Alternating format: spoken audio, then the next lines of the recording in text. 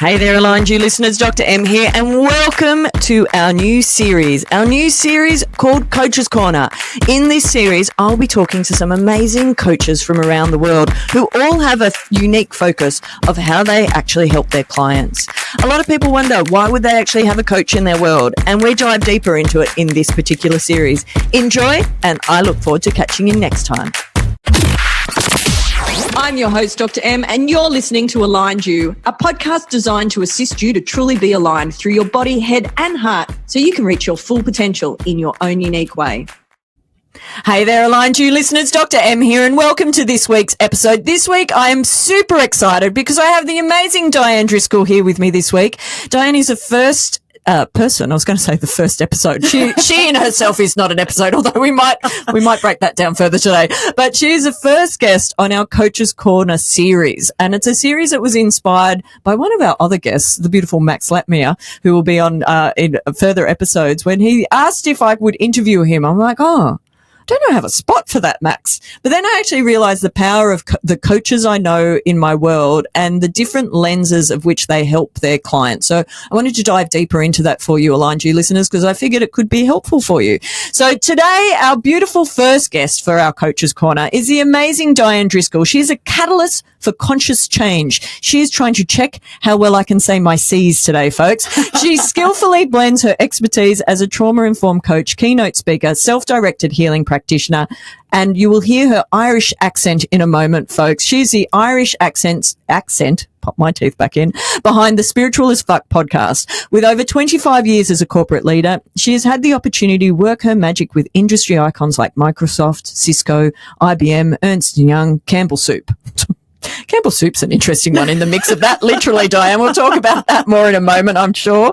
Diane's personal experience with a long-term mental illness and corporate burnout, combined with her professional credentials as a ProSci accredited organizational change manager, inspired the creation of her Inner Compass model. This model sits at the heart of her coaching programs and keynotes, which she delivers to a diverse range of corporate leaders and spiritual entrepreneurs. Her unique approach integrates concepts and practices from science, spirituality, and self-leadership with a powerful mix of tough love and cheerleader pom-poms. We'll talk more about that today, I am sure. Through all aspects of her work, Diane empowers her clients and audiences to courageously embrace change, to navigate life's challenges with resilience and grace, and ultimately to change the trajectory of their lives. Welcome to Aligned You, Diane. I'm so happy to have you here. And I'm so privileged to be the first person who is a coach on the show. Yes. That is, focusing on coaching. Focusing on coaching. We've definitely had other coaches on, so you can't claim that title. But I love that it's focused on it. Like that is, there's a need for it. There's so many coaches out there now. Absolutely. And when the idea dropped of, that's what I can do, you were one of the first people I thought of, because I think you have a really unique way of approaching how you're doing things. And as I mentioned in the introduction, folks, is that within coaching, there's lots of different lenses that different coaches take. Often it comes from their own personal experience that they then bring into the work that they do to assist their clients, which we're going to talk more about today. And often it's through their own journey that they've figured out different ways and tricks and tools to be able to help themselves and therefore help other people. So you were a no-brainer when it came to that, particularly with how I see your I've known Diane now for I think 3 or 4 years. Yeah, 3 anyway. Through a mutual friend and mentor. You guys have heard me speak of Pauline Nguyen many, many times. We met via Pauline. And I've seen your journey from going from very corporate land to really letting your spirit shine and your spirituality shine. Some might say your woo-woo shine, but still be able to marry and mix the dance between corporate and that side of your life as well. So I want to dive deeper into that today too, folks. But for today's episode with Diane, I very much want to focus on that inner compass and how important it is for people to understand that perspective and perhaps that viewpoint, and also how you let your spirit shine so beautifully and let your freak flag fly a little bit in many ways. And at the end of the day, when you've got a podcast called Spiritual as Fuck, you know it's going down some woo-woo paths, folks. So we're going to touch on that today. So to start with, Diane, what I'd love to know more about that corporate journey that actually led to really making a huge shift, because you could have stayed in that. That would have probably a level of cushiness. Mm-hmm. Income definitely, security, all the things that a lot of people strive for. So why did you say, fuck that? I'm going to go in a different direction. It's funny because for some people, they fuck that moment is very much a case of, I just want to move on to something else. But for me, it was, I had a mental health breakdown. Like, I literally, the wheels fell off.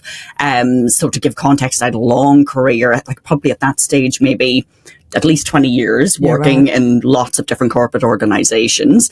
But, and my specialization was organizational change and very much in the more so technology sector. So there's lots of projects, working multiple time zones, trying to get people to do things that they don't want to do, because that's what organizational change is all about. And then trying to convince leadership that all these ideas are a really good thing. So working round the clock, not feeling as fulfilled as I guess I had been in previous years. But on the back end of that, because nothing ever happens in isolation, it's like, okay, that's what's happening in the corporate world. But there was a lot of stuff happening in my personal life as well. So yeah, just like relationship things that weren't working as well. Like, coping with being a mum, and I was not being a particularly good mum. It's kind of hard to be a good mum when you're, working a lot of hours, you're coming home carrying a lot of stress, and you're taking that out on the people you love. So it was like this, I won't say a perfect storm. It was like a pretty horrific storm where everything just fell apart, and I was in denial. And for anyone who knows anything about my story, I talk about going into the doctor and just going in for a general checkup. And she asked me, how are you doing? It was like, good God, the whole, the waterworks started. I literally, the floodgates opened, and she put me on a mental health plan that day. And I was like, I'm doing a big global project. I need to be at work. I need to do this. I need to do that. And I literally called a friend, a really good friend, from the car park. And I knew if I don't say this to someone right now, by the time I drive home, I'll have myself convinced that, no, I'm going back to work tomorrow. So yeah, my exit from the corporate world was something that happened just through a spectacular breakdown. Like, I wasn't able to function. And, I took 6 months off work, which was literally, I kept thinking, just 2 more weeks, or being told 2 more weeks. So 6 months in 2 weeks blocks is a long time. And literally that opened me up to a lot of personal development, a lot of therapy, a lot of, kind of taking a hard look at yourself, sort of work. And when I went back into the corporate world, the whole perspective had changed, and all I could see around me was other people in that fragile state that I was in. Like, literally people who were holding themselves together, and the sheer energy it takes to hold yourself together every single day walking into work, because we have to. We don't have to, but that's what we feel we have. And it's like, I just can't do this anymore. And I tried consulting and contracting for a little while, and no, that wasn't working for me. So I am a totally reluctant business owner. I did not go out. I'm not the serial entrepreneur. I'm not the person who's going out and said, this is the job I want to start. But I was a natural coach, and I did a lot of coaching in the work that I did. So it was like I've had loads of career changes. So this for me was like, okay, what do I love? And this is a process I bring some of my clients through now that they're looking at career changes. Like, what do I love? What am I really good at? What lights me up? And just focusing in on that as much as I can. So that's how Dianne, the coach, and then lots of other things, was born. Yeah, nice. I like that. The reluctant business owner. Totally. And still today I fight it. I need to be surrounded by a lot of good people. A lot of, there's, bringing on virtual assistants, or, the finance person. All those people that if your business is a business of one, and you look at you've all those roles of an executive suite that you have to play, and it's like, I'm sorry, I'm not the salesperson, I'm not great at marketing, I'm definitely not good at finance, so I need good people around me. I think that as our dear friend Pauline puts it so beautifully, is it's the difference between whether you're in a practice or a business. Yes, and I am definitely a practice. Yes, and so folks that are listening, aligned you listeners, when we're talking about the difference between a practice and a business, is, for example, when I'm doing my hands-on work, or when I'm podcasting, that's Dr. M, me, Maria Francesca Zuschman doing her practice of creativity, and whether that's actually me helping people create change through alignment of their spine and their nervous system and their overall system from a multidimensional point of view, or whether it's me speaking and teaching through podcasts or facilitation. That's my practice. The Mitchell Road Chiropractic is the business that my practice sits within. And so I think it's a really important distinction, because I also, and perhaps we will speak to this now, Diane, it's interesting. I always find folks when we're actually going through an interview process where we end up, because where we start and where we finish may be two very different spots. But I think it's interesting, and I'm sure with the work that you do with different people that have had similar journeys to you through corporate burnout and life, blowing up in whether it's one appointment or over a series of weeks, is the journey that people take, that they think that there's only either or options. Black and white thinking. Oh, and I was guilty of that for so many years, like just that completely. It's either this or this.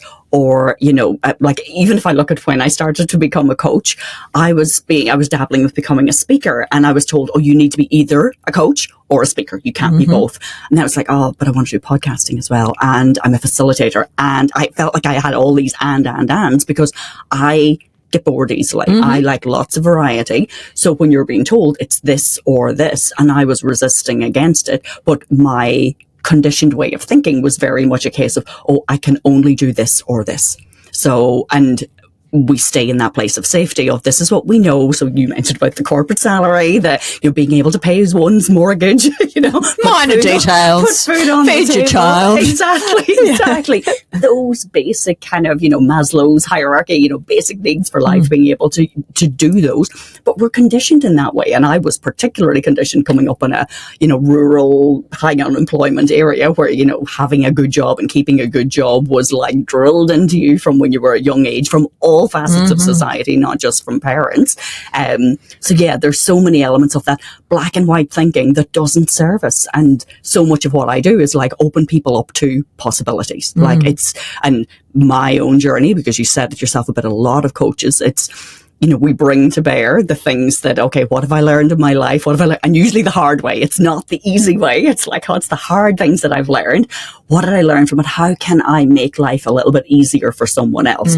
Now, I'm not necessarily going to give you the map and directions. I'm going to help you figure it out for yourself, because there's a difference between coaching, teaching, mentoring. But I think I'm a mix of those things together. So I'm not your traditional only coaching. But I will always tell people when I'm shifting from one gear to another. How would you define the difference between coaching, mentoring, facilitating? Because some of the listeners might be a bit confused, and they might have engaged people before that they thought in their mind that they were engaging a mentor, somebody who was going to tell them what to do, versus as a coach. And that's the thing. I find that, when we take that big leap to invest in someone or invest in ourselves, and then we're devastated because we've invested in the wrong person. So if you're thinking about, do I need a coach or a mentor? A coach is going to help you build skills for life. They're going to help you figure things out about, okay, how do I want to approach this? What are some of the limiting beliefs that are holding me back? They are not going to necessarily give you a map and directions of how to follow this process. Whereas if you look at a mentor is someone who, they have done this, they have walked this path, they have excelled generally at it. They may have had failures along the way, but they are at least, you're looking at them, you're thinking, I want to be them, or I want to follow that path. And they're literally sharing their life experience, their, business experience, that with you. And you're progressing forward based on, that will work for me. I like that option, or let's try this. And they're giving you feedback along the way. The coach is helping you figure it out for yourself.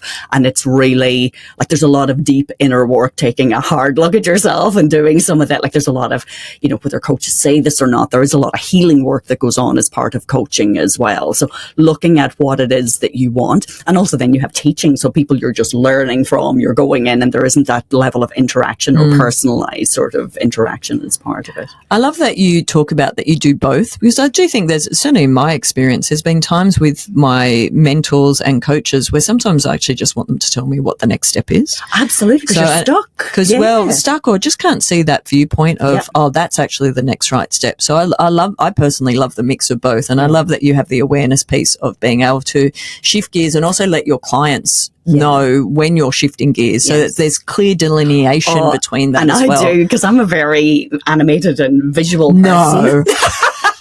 I'm surprised I haven't hit the mic. Yeah, exactly. We're doing very well so far. Like, my clients will laugh. They're used to it. But I do this. Like, I'm shifting. I'm either shifting gears, so I give them a visual, or I'm changing hats now, and I'll do the hat thing. But one of the things that, if you notice, a lot of people who are therapists and psychologists that are really in that healthcare practitioner, they're moving into coaching. Why? Because they can't, at the moment, it's just a gremlin in the office, in the pod. But they are now shifting into coaching because they're frustrated with the fact that they are bound by so many rules and regulations that they can't share their personal experiences. And there is so much to be gained by even that safety of knowing, oh shit, you've been through this too. Or that not that you're the expert and I'm putting you up on a pedestal and you know all of this. And I know my own personal experience with working with therapists, psychologists, and a lot of them over the years, that sense of, just please throw me a crumb, give me something that's even an idea of, and what I will do is I'll go from coaching mode into here are some options. And then I will say, here's an example of how I have, tackled this situation in my life, just so they can understand my thought process. They can understand some of the things that are coming up for me. Again, it's not to say this is what you should do. It's just to give you broader perspectives on what's possible out there, because we're so conditioned in one way of thinking. And a lot of times people come to me when they're not in a good place to make decisions. They're stuck. They're not in a non-functioning way, because if you're non-functioning and you come to me, like I ask people about working with psychologists and that, you need to probably do some therapy, some deep work. But when you're in that, okay, I'm either about to go into the crash or I'm coming out of the crash, that's a great time to engage a coach, because then you're taking that level of, personal responsibility and agency for yourself, which feels so much better than, well, in my own experience, than sitting in with a therapist, every week, every 2 weeks, and feeling like you're not making traction. Like for me, that was one of the major frustrations that drove me doing my inner compass model and my practice. Yeah. And I think getting that balance right is so important, isn't it? Yeah. And having that understanding of when therapy is the go-to. Absolutely. And also when coaching, or whether the combined nature of having both going at the same time can also be super beneficial. I'd love to hear more about your inner compass. So one of the things that I would say I pride myself for the Aligned You listeners is always giving them some takeaways. And so with broad strokes, because obviously they can find your details elsewhere, Diane, and that will all be in the show notes. But I'd love to know more. What are the pillars, or what parts of the inner compass would be most helpful to share with the Aligned You listeners today? Yeah, so I'll just set it up in that your inner compass, and I want you to think about this visually. Like for me, it's like, okay, it's that thing inside you that's telling you who that aspirational you is. So there's the you that shows up every day today, and we're doing things for other people. I have to show up at work. I've got to be a good mother. I've, my family responsibilities, things like that. So we're doing things for other people, and we're pulled from pillar to post most days in what we do, and feeling that we're very externally driven. But your inner compass is your way of saying, okay, if all of that went away, how would I be living my life? Like, what is that truest, most authentic expression and most courageous expression of myself? And I literally view it as, okay, I'm holding a compass in my hand and it's helping me navigate through life. But there are, 5 points. So if you think of a compass in your mind and, from a navigation tool, the compass, the whole idea is we're all so different. Like, we have different backgrounds, we have different jobs, we have different families, different culture, lots of different things. But the compass gives you a way to navigate through life, no matter who you are or what your background. And you're finding out through the compass your own unique mode of operation, not your conditioned mode of operation, which is where most of our kind of north points at. It's actually your true north, which is, okay, what is my natural and most authentic expression of self and my most authentic mode of operation? And the very first thing is so if you think of the points of a compass, so again, I'm a visual person, so I'm going to explain the 4 points of the compass and then what ties it all together, which is the center. But the top of the compass, the most northerly point, your north, is vision. Now, I'll pause while everybody yawns and says, okay, Here we go again. And everybody, vision board. Exactly, vision. And anybody who's in the corporate background, get your magazines out, start cutting out pictures. But this is, and this is reflective of the coaching journey I took. So I'm just going to step back one moment here to give you some context, which is when I was deciding what coaching program I'm going to do. Now, in my analytical fashion, I had a master spreadsheet of here's all the, the courses that are out there, all the accreditations, all these things. And I had all of the criteria and deciding which one I wanted to do. And in true Diane fashion, I analyzed all the results and then I went with my gut. It's like, I'm just going to throw it all out the window. I needed the data, but the one that stood out for me, which it was by a lady who's in her 70s, who, has done like one of the forefront coaches, I would say, in the world, but definitely in Australia. But her model that, in her teaching, was very much based on how you feel, not the goals and the tangible assets that you want to achieve. So for my compass is very much, it's on that. So if you're coming to me and you're talking, I want this house, I want this car, and I want this career, I'm going to dig into the fact that, okay, that's great. How's it going to make you feel? And I want people to really think into what are the feelings that you want. So your vision is based on how do I want to feel every day, every moment. Now, that's not how life works, but that's the aspirational you side of things. So when you've got your vision then, and that's a process to go through on its own. But if we think then the next point on the compass, it's literally around decision making. So because you have a big decision to say, here's my old life, here's all the things that I'm doing on autopilot, and now I need to make decisions that are going to align with this aspirational version of myself. So if I'm saying I want this new career, why? Because I want to feel more fulfilled. I want that absolute feeling of joy and fulfillment and contribution. Now, if I'm going to make the decision to go back into work tomorrow to my corporate job, and part of this is an awareness thing. Like so much of what I do is about building self-awareness. You're now aware. Okay, that's a conscious decision. I'm making and every day I make that conscious decision, not avoiding, it's now a conscious decision. Yeah. And it informs people I'm going to make a different decision. So what are the decisions? Every decision point in your day, you're starting to think, is this aligned with this aspirational version of me? And that takes a bit of work. Now, and this is not a linear model that you chop and change. Then underneath all of that, there's what's called activation. And it's literally, okay, what's the work I'm going to do and the fuel that I can get it done. Yeah. So we all think in terms of, here's my project plan, here's my to-do list. So yes, there's an element of that because you've got to do stuff in the physical, tangible world. And particularly a lot of the spiritual entrepreneurs I work with, it's like, I'm just going to manifest. Yeah, you got to get off your ass. Get off your ass, do the work. It's like, roll up them sleeves.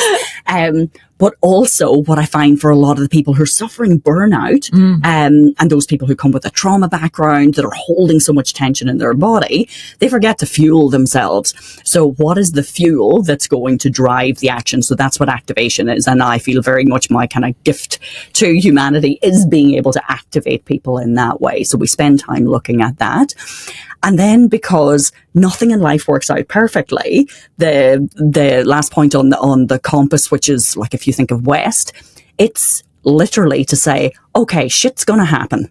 I may have thought that I wanted to be happily married with 3 kids and, 2 dogs. And then, okay, my husband leaves me as an example. Then you're going to have to course correct. So course correction is, and this gives you grace because it's like we beat ourselves up that, I didn't get that job. Or I'm not feeling the way I want to feel. But course correction makes you observe your life and say, what am I doing? What's not working? And do I want to change it? And give yourself grace. Now, minor course corrections on a daily basis, but this is really, if you have something significant, if you get made redundant, and you wanted to be CEO of that organization, as an example, then, okay, that's a significant course correction. But it allows you, okay, I'm just going to change my vision. But 9 times out of 10, how you want to feel is still the same. Yeah. So actually, the course correction is probably more in your actions and are you fueling yourself in the right way and kind of hold it. But all of this is inner work. So it's living your life from the inside out as opposed to from the outside in. I always think when those sorts of forced course course corrects happen as well, it's such a good time to reflect on whether that vision is actually where you want to be going, right? 100%. How often have I know that you've experienced, I certainly know I've experienced that in the past, a lot of the clients that I work with as well, is it's those moments in life where you get smacked on your ass. Yeah. That it's a great time to really evaluate what it is that you want. And was that somebody else's vision versus your own vision? Yeah. How often are you finding that with clients, that dream of the, the nuclear family with the fur babies and the house and the pool and all those bits were actually something that was handed to them, a value set that was handed to them from somebody else? And that's where the external reference points come from. That, which is not our true north, but the north that we operate from, is all external expectations and conditioning. But if we stop and think about it, and a lot of the time it ties back to, what do you want as a kid? And I find even for a lot of people, it's more so, what did you want as a teenager? Yeah. Like when you were really starting to express yourself. But I'm glad you asked that. Like the center point which holds the whole compass together is actually personal responsibility. Like at the end of the day, if you don't take personal responsibility for your life, then you're going to follow what your boss says, what the banker says, what the doctor says, like all of these things. And I'm not saying that there aren't experts in life. And like, I mean, your role very much in your business and your practice is an expert in the modalities that you're using. But having said that, the people who come to you, I'm sure you encourage them to run it through their own filter, 100%. your own discernment. But how many people, and you think this is, I think, very true for, say, our parents' generation, or definitely my parents' generation, where, I'm just going to trust what the doctor says and don't question anything. And there's a lot of that autopilot mode that people are so fatigued that it's almost like, I don't have the capacity to think through this. I don't have the capacity to Google or to inform myself. So I'm just going to sign this form. I'm just going to take their word for it. But taking that, and the whole point of the inner compass is, I'm going to take personal responsibility for my life. I love that. And I think part of that personal responsibility is taking the personal responsibility to open up the possibilities, which is something you mentioned earlier. And, my beautiful wife, Ames, won't mind that I share this story. I don't think she'll mind. Pretty sure I've shared it before on Aligned You listeners. And let's face it, me before it goes live. She doesn't listen to the episodes anymore. She has since told me, no, she does sometimes, but more often than not, they go through the keeper. She hears enough of my voice at home, folks. I assure you. But when we were first dating, and at that point she was still in her social work practice, and I asked her what she wanted to do with it. Yeah. Did she want to go into management, which she'd done before? She's like, no, she prefers being in practice. And I said, but do you actually want to be doing it? And she went, well, there isn't another option. I went, of course there fucking is another option. I think that's actually how I said it. Yeah. But it was just opening up the possibilities of, what do you mean there's another option? Yeah. And I think that's, perhaps we take it a little bit for granted in the circles we swim in, and also the things we do, because we've moved into, I know I was so blessed with the family I grew up with, where the possibilities were endless. It's whatever my mum used to say it, my dad used to say it all the time too. I could do whatever I put my mind to. I'm not quite sure they meant me to put my mind in 47 different directions at various times. Yeah. But, that's held very true for me. And it's part of why I love that you mentioned how many different spokes to the wheel that you have within your practice. And I'm very similar, as Diane knows me through other avenues of particularly coming along to Ziva Life Collective, which is a retreat that Pauline and I ran for 9 years. That was one of the spokes to my wheels, running retreats for 9 years. There's obviously the podcast, there's my chiropractic practice, there's my facilitation work, my professional speaking. The list goes on, folks. You can do it all, people, if you want to. If you want to. If it floats your boat. If it doesn't, do not do it. This is not our pathway going, everybody finds happiness. Discernment. Run it through your personal resonsability. Don't just do it because we're saying it works for us. Absolutely. And to speak to what you were saying earlier about people running it through their own litmus through their own tests, is a new client that came in this morning who'd never seen a chiropractor before with my hands-on work. She's like, I don't even really know why I'm here. And I said, and I explained what it is that I do. And I also explained to her that if this isn't right for you, that's also okay. I'm not attached to whether you come and see me or not. Yeah. It's actually about finding you the right person. Yeah. And I get the sense that you would be very similar with your coaching work as well. Yeah. And I do. I know people talk about discovery calls and things like that, and I actually hate that term, but I use it anyway. But I will always, it's like that kind of dance to see, are we right to work with each other? Because it has to, and we should be treating like interviews interviews for jobs like that as well. It's like, figure out, is this the right partnership? Does it feel good? And I'm a very good, gut feel type person. So yeah, and if it's not, I will do everything in my power to say, I'll still spend time with you to figure out, what is it? Where are you stuck? What's your issue? And it's like, then it will come to me, oh, this is the best coach, or here's a therapist, or here's a program, because anything I can do that just helps further you one step on your path. And I can do that because I've been in so many of the circumstances that my clients come to me. They're all former versions of me that I just think, okay, God, I remember being in that place. If there is anything I can do, and maybe you're not going to be a client, maybe it's just this 10-minute conversation this exchange that we have, but I want you to walk away that you've got an extra step on your path, or there's that possibility, there's that little glimmer of hope that, okay, here's something I can do. I like that a lot. Now, I want to dive into the woo-woo spiritual stuff for a moment. I hate the word woo. I hate, you're going to see my whole body cringe. I have a gorgeous client of mine who, because of some of the biogeometric integration work that I do in MRC and with my work now, and for people that are coming in for structural care, they see very little of it. Yeah. But there's a little bit of the more tonal work I do these days. And he actually said this morning, I'm into the whole structural stuff that you do. I'm still not sure about that witchy woo stuff that you do, but the rest of it outweighs it. So effectively, I'll put up with your witchy woo stuff for the sake of the trust is there for that part. Yeah. But I'd love to know more about that, because I know you've had a big spiritual awakening and you've delved into lots of different aspects and modalities and learning lots of different modalities, whether you're using all of them in practice or not now, regardless, you've delved into lots of areas. I'd love to know more about that and how you've gone from like straighty 180 corporate total to having a podcast called Spiritual as Fuck. I mean, look, folks, we probably don't have enough time to unpack all of that, but what are the key strokes throughout that journey that you went, oh, you know what, I had this awakening, then I decided to be super public about it, because a lot of people keep their woo-woo on the inside. I was one of them, because I didn't really know how to integrate it into my day-to-day, because it was very easy to I was doing a lot of my personal development disruption and also my spiritual development outside of work. And obviously that becomes part of who I am, but it wasn't something I really spoke to for quite a few years. Because I was like, how the frick do you integrate it? All aspects of your life naturally, but it's then whether you talk about it, whether you publicize it. For the first few years of when I had gone through my awakening, this would be how a conversation started. So this might sound crazy. Yes.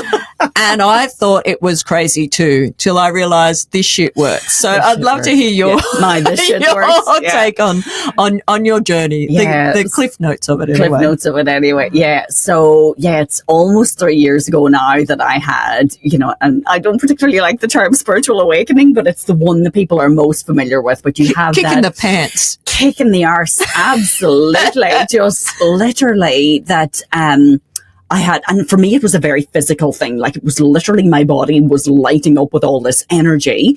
And I was like, what the hell is going on? And I don't consider myself a spiritual person, even though the podcast is Spiritual as Fuck, but I'm very into paranormal, parascience, parapsychology, like anything physics, or metaphysics related. That's all the stuff that I totally geek out on. So I view myself as someone who has always had a foot in science and spirituality of some description.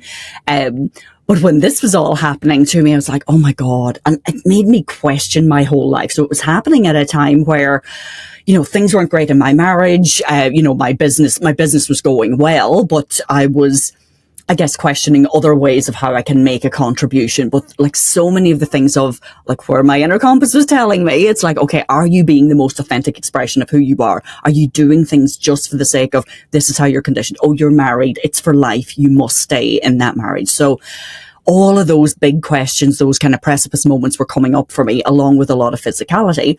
And it was like, okay, I am literally heading for another breakdown. I could see it on the horizon. It's like, if I don't do something about this now, and I knew what it was to claw back from a major mental health breakdown, I was like, no way, I can't do it. I can't do this for my daughter. I can't do it for my husband. I can't do it for my family. I can't do it for anybody. I have to look after me. And that decision point, and again, it goes to the compass, the decision that I made that I had to be an authentic expression or that aspirational version of myself was like, okay, Now, the ripple effect of everything that, like, my business was my name, and my name was Dianne McCabe, as an example. It's like, and it's like, oh shit, everything has to change. You know, the separation of assets. Anyone who's been through a major, you know, separation understands this stuff. Even if it's amicable and and it was it's still a shit show. Absolutely. You can make it a nice shit show. Yeah, but your identity is so wrapped up in that. And like, we were together for 25 years. So it's like, okay, this is a lot of stuff. So on the spiritual side, so the spiritual awakening of this was me stepping into that kind of true expression of myself, having a lot more courage. But to one side of that, my spiritual as fuck co-host, Liz Volpe, we stumbled across each other on Instagram. So she was hiding behind a mask called the Masked Medium, doing tarot card readings. And I love tarot cards. I've loved them since I was a teenager. And our paths had crossed in speaking circles. Previously, I used to do speaking work for her in schools. But I was like, oh my God, that's Liz. And it was on the day that she announced, unveiled herself. She rang me 2 days later and said, I've had a vision of us doing a podcast called, she didn't have a name for it, but a spirituality podcast. Are you interested? My whole body lit up. I was like, oh my gosh. I wanted to say yes there and then. I was like, then the ripple effect of, oh God, this is going to have a knock-on impact on my family, on my work, on, you know, if I show up. So I sat with it for a couple of days, but that feeling didn't go away. And I thought, what has and one of the things Pauline always says, you know, when we work with Pauline, is like, what has my life already demonstrated? And it had demonstrated to me that any time that I speak with courage and vulnerability, that activates something in other people. So when I look at my mental health journey, when I started publicly speaking about it, and I used to have panic attacks, so I was terrified to get on stage. But my vision was, if I can touch one person and give hope to one person, it's worth it.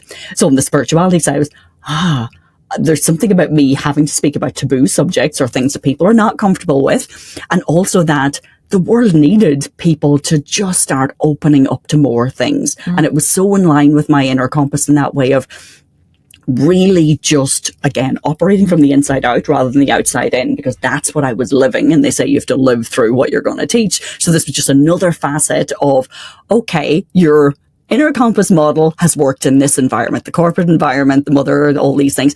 Now let's test it with a spirituality aspect on it as well. And it stood the test, but it was, that coming out, and I had to do it on LinkedIn for me personally. It was like, if I'm going to do this, I'm ripping the Band-Aid off, I'm declaring it, and should I end up losing all of my clients tomorrow morning, I'm fine with that. Yeah. And that's the precipice moments. They're the things that, screw it, just do it, to take, famous words. I forgot, Richard Branson said that, screw it, just do it. I'd love a little bit more, if you could, to define what you mean by paranormal and all the paras you mentioned. Yeah. Because I often think when we start talking about spirituality, I know sometimes people can get that muddled with religion.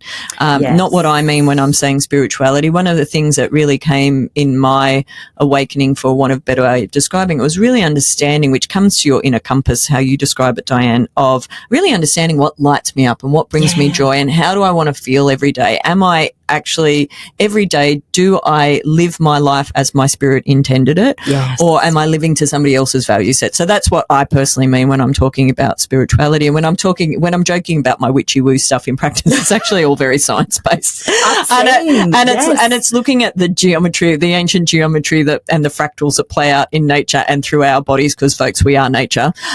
We are natural beings. So it's actually how that all plays out. So I joke a wee bit, but for our Aligned You listeners, this might be new to them and they might be going, where the actual WTF are you going, Dr. M? And what's happened to you? What happened to you? It's not so much about what happened to me, but it's understanding that life happens through me and having a better grasp of all of that. So for the listeners that might not have heard those terms you just used, can you extrapolate that a wee bit and expand on it? So they're like, what do you mean? Are you now in the twilight zone? What's happening, Dianne? If I look at this, so my background, I studied analytical chemistry in this college. is one of the most analytical humans I've ever met, folks. She's so science-based. Some of it must actually be challenging in your inner compass. Or do you find that can you actually, two parts of this question. So park the question about paranormal things and all things para, is how challenging for such an analytical brain do you find some of the things that come more naturally that perhaps don't have explanation? Yeah. And or do you have a spreadsheet for that too? The amount of spreadsheets I have has reduced significantly over the last 2 years. So, funny story, my family always joked anytime I go home to Ireland, because we would have had my former husband's family to see, all of my family to see, like, different people we need. So I would do the big spreadsheet and send it home to announce, here's where we're going to be on what date. And now they've realised, no spreadsheets. Oh, wow, you have changed. Who are you? Who are you? How are you operating anymore? But again, it's that course correction. It's like my life has evolved and adapted as I have changed over time.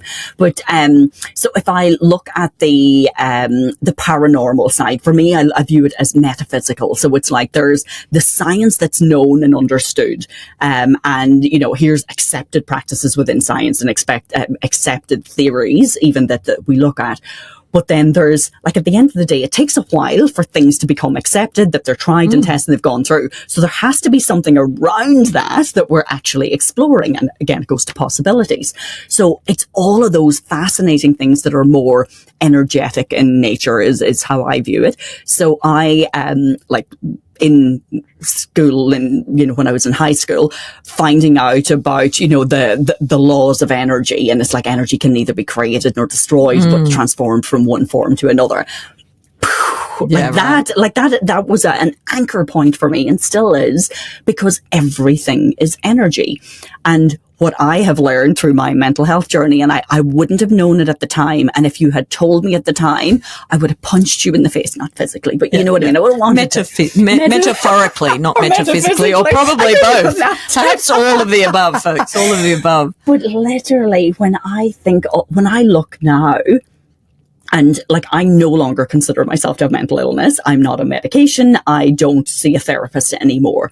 And so much of that has got to do with, I view myself in terms of the vibration that I operate at. So back then I was operating at a low vibration. Like, I was really stuck in a lot of trauma, a lot of hurt, a lot of, just negativity, viewing the world in a very, very negative way.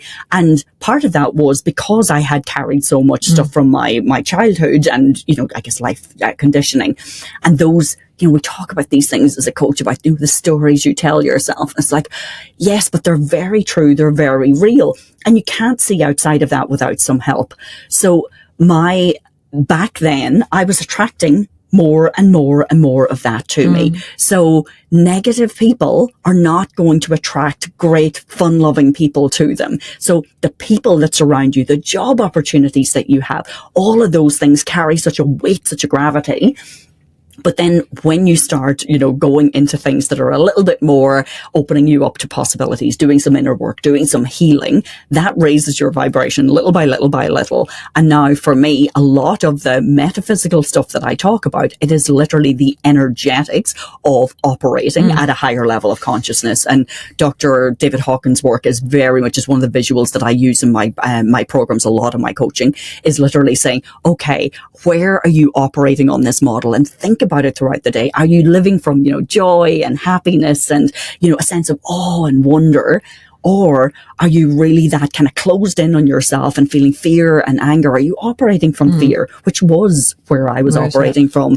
But the energy, like the energetics of all of that is very much what I view things in. Plus, like, there's a whole other realm that we can go into, like about working in quantum and, how you're actually magnetizing things towards you. That's a whole other, and we might need to get you come back for a different episode. I'm not going, because I've got people going, what is she talking? But again, based in science, and even based on my own experimentation with myself, it's like, try it, test it, evaluate it. Did it work? Yes, no, try it again. Which is really what science is, right? It's creating a hypothesis or a question and then proving whether the question is right or wrong. And I love that explanation of the paranormal or the parapsychology, beg my pardon, is it's what is outside of what's been proven, or it's yet to be proven, or perhaps yet to be studied completely. But so much of what you've spoken about has already been studied and the science is already out. But it reminds me of a conversation with my beautiful mum many moons ago when I was first doing my science degree. And one of my mates, this is 20 odd years ago, where one of my mates who we were doing our science degree in the mid 90s,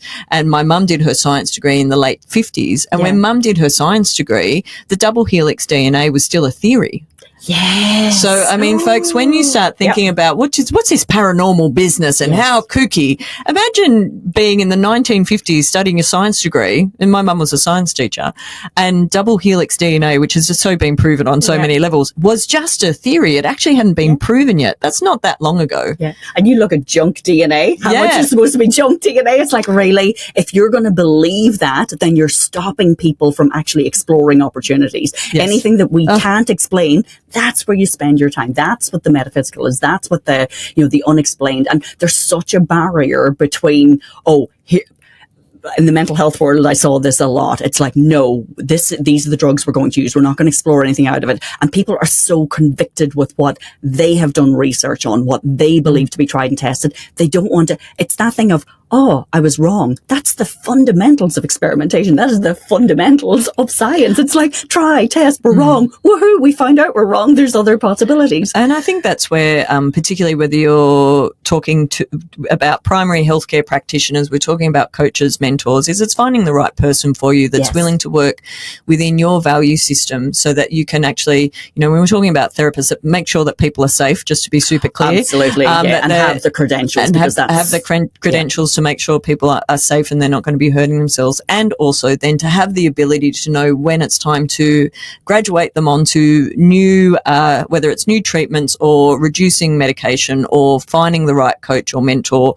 I think that's so important. And again, from a conversation with a client this morning when she was asking, as an example, what's the difference between a physiotherapist and a chiropractor? And I also throw in an osteopath in that mix from this side of my work, is really these days there can be very little difference depending on how that practitioner chooses to apply their professional training. But my thoughts is find the right person that resonates with you, that can actually help you achieve the goals that you want, and that your paradigms can actually align. Because if my paradigm and value set is a complete mismatch to somebody walking in the front door, I'm very happy to walk them back out the front door and just wave at them really nicely when they walk past next time, or catch up with them in the doggy park. It doesn't have to be, it's not a I must help all mentality. Absolutely. They will find the right person. They will find the right person. Absolutely. So I really love that. Well, Diane, it's been an absolute pleasure being on the mics with you today, and thank you for coming to the booth before she flies out for 6 months to go back to her homeland, to go back to Ireland. So I'm so pleased that we got a chance to actually do this in person. Before we finish, though, I did pre-warn you that we would be finishing with your top 5. Aligned you listeners, you are very used to my top 5. But to finish off with, what is your top 5? So to start with, what song's on high rotation at the moment? Okay, so my word for the year, for people who are familiar, I choose a word for the year, but to amplify that, I always have a song for the year. What's the theme song? Go. So the theme song is Radioactive by, Imagine Dragons. It lost me. Don't make me sing it. I won't. But it's something that energizes me, and I will play. If I need to shift my mood and just get myself and get some shit done and just change my energetics, that's the song I'm playing at the moment. Awesome. What are you reading at the moment? So reading, I've actually stopped reading a little bit, and I'm geeking out on Gaia. It can be what you're watching as well, because that's what I share as well. Yeah, and I do think, I went through, I guess reading a lot, then going through Audible, because I was out and about, but now Gaia TV. So I cancelled any other subscriptions. I don't watch normal TV. I definitely don't watch news.